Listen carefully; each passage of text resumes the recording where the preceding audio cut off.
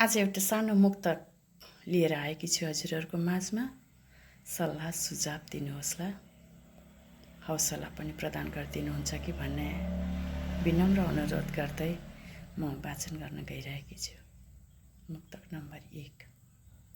चिनाउन सकिन नचिन्नेको भिडमा, चिनाउन सकिन नचिन्नेको भिडमा, बुझाउन सकिन नबुझ्नेको भिडमा, बुझाउन सकिन नबुझ्नेको भिडमा, छल कपट आडम्बरी घमण्डी गर्नेहरूको माझमा, त्यसैले हजुर सुनाउन सकिन बैराहरूको माझमा, त्यसैले हजुर सुनाउन सकिन बैराहरूको माझमा।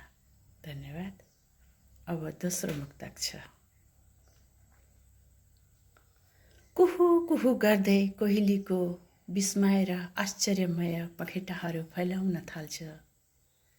धोबिनी चरी कलकण्ठबाट चिरबिराउन थाल्छ।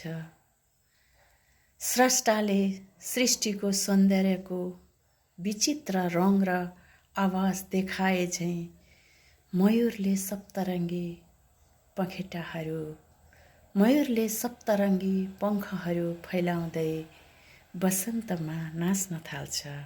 मयूरले सप्तरङ्गी पङ्खहरू फैलाउँदै वसन्तमा नाच्न थाल्छ।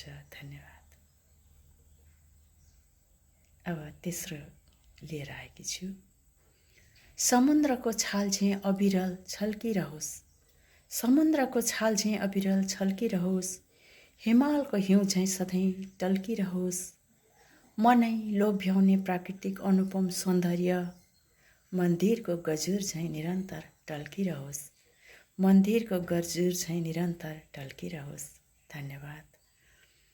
सल्लाह सुझाव कमेन्टमा गरिदिनुहुन्छ होला भन्ने विनम्र अनुरोध गर्दै नयाँ अब आउँदै गरेको दीपावलीको हार्दिक मङ्गलमय शुभकामना सम्पूर्ण मेरा प्रिय मान्यजनहरूलाई।